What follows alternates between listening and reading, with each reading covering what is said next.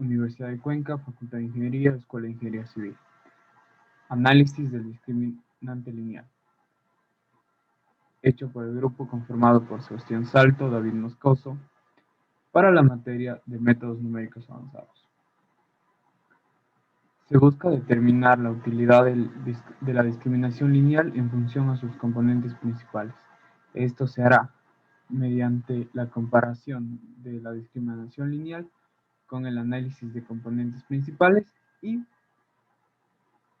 y esto se verá reflejado al aplicar la discriminación lineal en resolver un problema, demostrando que será más eficiente y eficaz. En breves rasgos, se describirá lo que es el discriminante lineal en base a qué nace este método, sus funciones matemáticas y también breves comparaciones que se hacen con otros métodos.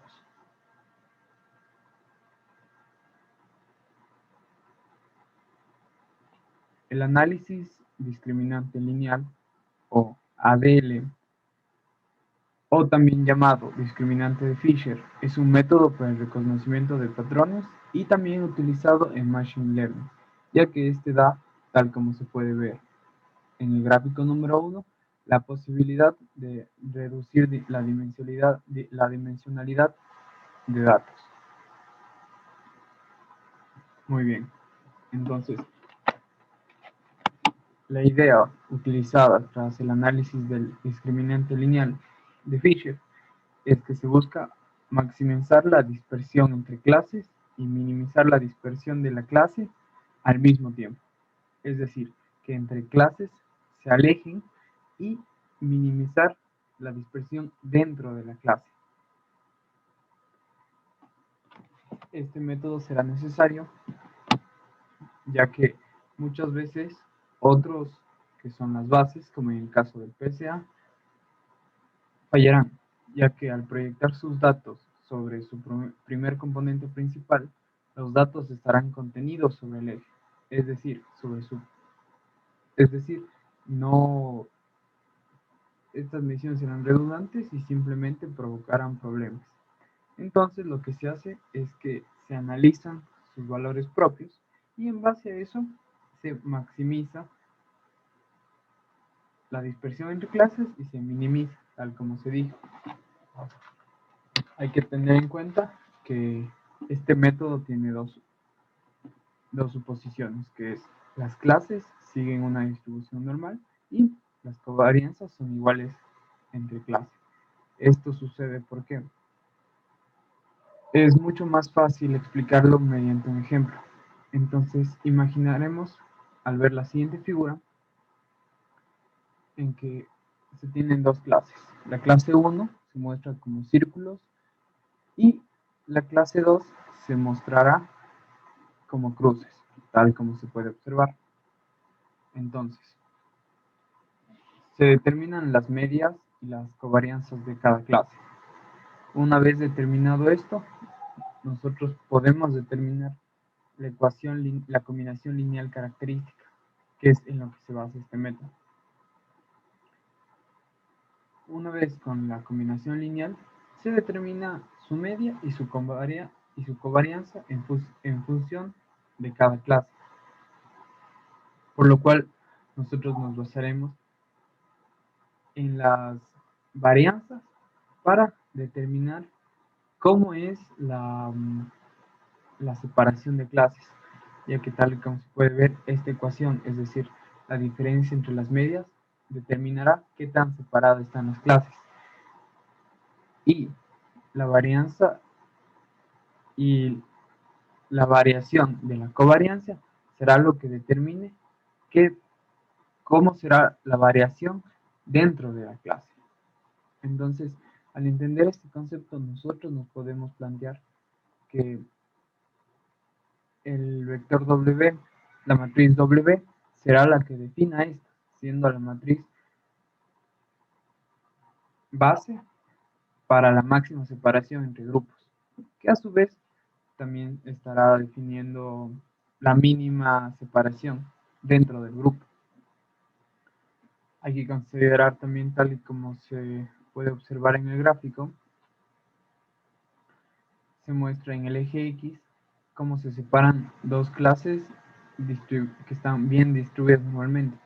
Aunque, tal y como se ve en el ejemplo 2, que se denota como LD2, gran parte de la varianza se toman de estos datos. Es decir, esto nos dice que incluso si uno o más de estas suposiciones es errónea levemente, ya que al ser un error grande, entonces provocará muchos más errores. Entonces, este método será tan eficaz que se puede, que su funcionamiento se verá afectado, pero no de gran manera.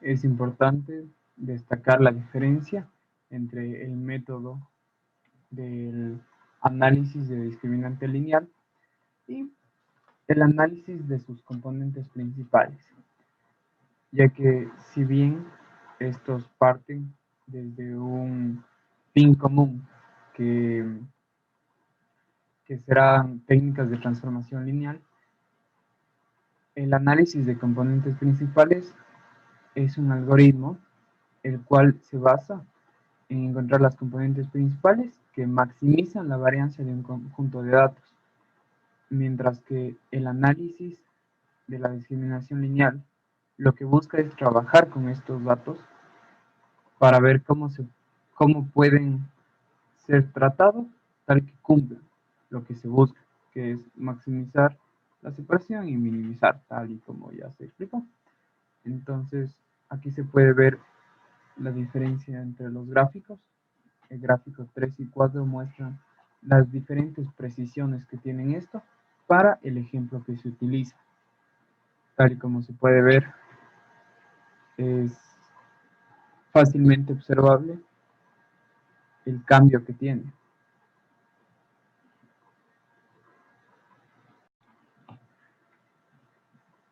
Muy bien, entonces una vez que hemos entendido cómo es el funcionamiento del análisis del discriminante lineal, podremos resumir todo este proceso en 7 pasos. En la estandarización del conjunto de datos D-dimensional, es decir, verificar que los datos cumplan ciertas suposiciones. Una vez hecho esto, como se dijo antes, se determinan las medias. Una vez determinadas las medias, se puede continuar al siguiente paso, que es construir las matrices de dispersión entre clase y la dispersión dentro de clase, el cual será el homólogo a la varianza entre clase y dentro de la clase, como se explicó en el ejemplo, pero estas serán matrices de dimensionales igualmente. Una vez determinadas estas, se puede calcular los valores propios y autovectores de dicha matriz. Una vez calculados, por facilidad de los cálculos, se ordenan los valores propios en orden descendente para así clasificar también los vectores propios. Una vez hecho esto, se eligen K autovectores que correspondan a K autovalores más grandes para construir la matriz de transformación W, ya que mientras menor sea los autovalores tendrán menor relevancia en el análisis, en la descripción de los datos, tal como se pudo, lo cual es la base para la reducción dimensional en el análisis de componentes principales. Entonces, una vez determinada la matriz W, se obtienen las nuevas características, es decir, su discriminante lineal, con lo cual el producto escalar de los datos y la matriz, la cual será la nueva matriz con los datos ya tratados, que aseguran una correcta linealidad, lo cual facilitará cálculos. Bien, una vez teniendo claro cuál es el funcionamiento general de los análisis discriminantes lineales, lo que corresponde ahora es aplicarlo a un ejemplo práctico. Este ejemplo práctico lo hemos desarrollado en el lenguaje de programación Python utilizando una base de datos del repositorio digital UCI. Bueno, como primer paso tenemos que importamos las librerías que vamos a utilizar, las librerías más conocidas como Pandas, NumPy, Matplot y una muy importante que es sklearn, que primero nos ayudará a importar la base de datos directamente y después será muy útil en el proceso de entrenamiento. Bueno, como dije anteriormente, lo que hacemos aquí es cargar la base de datos Wine. Esta base de datos es la misma que utilizamos en el trabajo del perceptrón. Esta data es el resultado químico de vinos cultivados en la misma región, pero proveniente de 3 cultivares diferentes. Bueno, aquí lo que hacemos es separar las variables dependientes de X e independientes de Y respectivamente, y luego creamos un data frame que contenga ambas variables juntas pero ya de una forma ordenada. ¿Cómo lo podemos observar aquí? Tenemos la variable data que corresponde a un data frame, tenemos que tiene 13 características y a cada elemento le corresponde una clase distinta. En este caso son 3 clases, la clase 0, la clase 1 y la clase 2. Bien, después lo que hacemos es mostrar una pequeña descripción de nuestra data para entender con qué datos nos estamos manejando. Tenemos aquí la cantidad de elementos que a todos corresponde 178, es decir, no hay espacios en blanco. Tenemos la media de cada característica, la desviación estándar, el mínimo, el máximo y entre otras. Una muy importante es la varianza de las características o variables del vino. Como podemos ver aquí, para cada característica hay una varianza distinta y vemos que sobresalen dos por encima del resto, el proline y el magnesio. Y al final es lo que tratamos de buscar cuáles son las características que mayor información útil nos pueden brindar para poder hacer la clasificación de manera correcta. Bueno, esto como un análisis inicial de la data con la que estamos manejando. Ya adentrándonos en lo que es el proceso de análisis discriminatorio lineal, el primer paso es crear un vector que contenga las medias de cada característica separada por clase. Lo que tenemos aquí es el ejemplo este de la característica del alcohol. Tiene una media de 13.7 para la clase 0, una media de 12.2 para la clase 1 y una media de 13.1 para la clase 2. Esto se repite con las 13 características distintas. Esto va a ser muy útil para lo que es la creación de la matriz de dispersión. Tenemos que crear dos matrices de dispersión, una matriz de dispersión dentro de cada clase y una matriz de dispersión entre cada clase. Aquí hay que diferenciar cuáles son las que van dentro y cuáles son las que son entre. Para la primera matriz tenemos la matriz de dispersión dentro de cada clase que corresponde a esta fórmula. Es la matriz SW, que es la sumatoria que va desde I igual a 1 hasta C, en donde C es el número de distintas clases, 3 en este ejemplo, de SI. ¿Y qué es SI? SI es la sumatoria de X menos MI. MI son las medias que acabamos de calcular, multiplicado por X menos MI transpuesta. Entonces, bien, aquí lo que tenemos es una matriz de 13 por 13 con los valores correspondientes. Luego, de manera similar, tenemos la matriz de dispersión entre clases. Esta matriz de dispersión corresponde a la matriz SB, que es N por MI menos M por MI menos NM transpuesta, en donde MI es la varianza de la media de las características, perdón, y M es la media de las clases, multiplicado por N, que es el número de clases.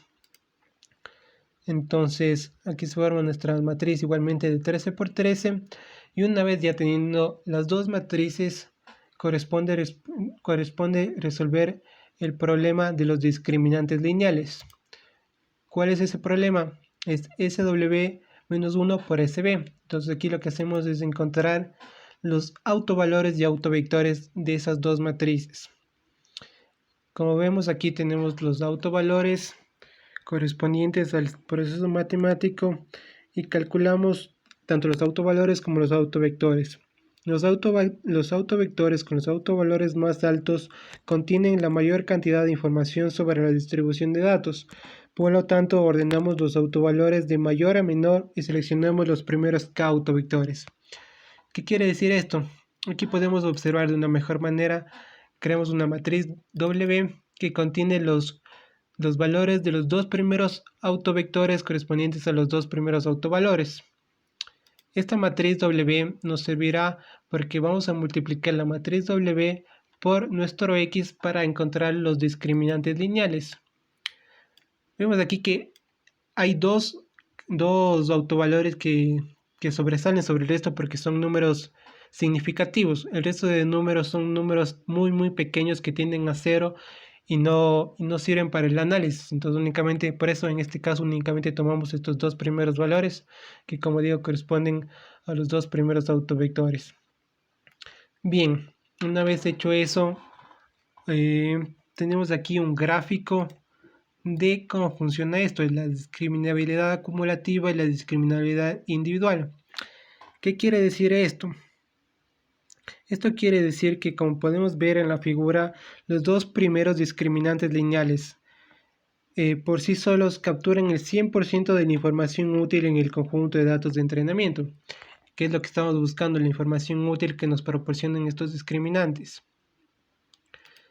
Bien, una vez teniendo eso, lo que queda es ya multiplicar la matriz W por la matriz X y encontrar los discriminantes lineales, que, como podemos observar, se muestran aquí. Los discriminantes lineales vemos que realizan una clasificación relativamente correcta, los correspondientes a la clase 0, correspondientes a la clase 1 y correspondientes a la clase 2. Bien, antes de adentrarnos en lo que es el entrenamiento para estos análisis, para estos discriminantes lineales, quisiera mostrarles cómo es que funciona la matriz, la función, pero ya definida, sin calcular los autovectores y los autovalores. Esto nos da una gráfica un poco distinta a la que teníamos anteriormente. Sin embargo, como podemos observar, ambos discriminantes lineales clasifican de una manera correcta a las clases. Aquí podemos observar que hay ciertos elementos que no corresponden a cada clase, pero esto ya se debe más a errores matemáticos que surgen durante el cálculo de los autovalores y autovectores, que no hacen que sea una clasificación totalmente exacta. Por lo que hemos hecho un entrenamiento para nuestros discriminantes lineales. Y ahora lo que hacemos es crear un modelo. Por aquí está, creamos un modelo para predecir los componentes que le da como características. ¿Qué hacemos aquí? Entrenamos un árbol de decisiones. Hemos utilizado un 33% de la base de datos para realizar este entrenamiento y un random state de 42. Entrenamos nuestros datos y luego evaluamos el desempeño del modelo. Como podemos observar aquí, para el 33% vemos que se ha clasificado correctamente para todos menos para 2, ya que el porcentaje de acierto es de 98.3. Esto quiere decir que de los 178 elementos, 176 elementos fueron clasificados de manera correcta. Podemos observar aquí de mejor forma, tenemos esto. Este es el gráfico de los discriminantes ya entrenados. Vemos que únicamente 2 elementos no han sido clasificados de manera correcta y esto corresponden a la clase 0, a la clase 1 y a la clase 2 de manera eficaz. Bien, finalmente hacemos la comparación con los PCA, ya que a la final los PCA también cumplen con el mismo objetivo, que es separar clases.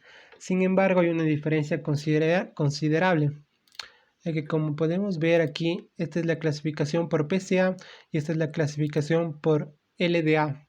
Vemos que en los PCA hay muchos valores que están dispersos y no se hace una clasificación correcta.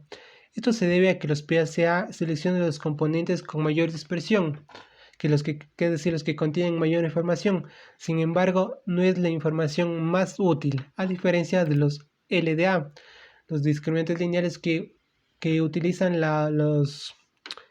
los componentes que le brinden mayor información útil. De ahí que este método sea mucho más efectivo que los PCA para separar las clases.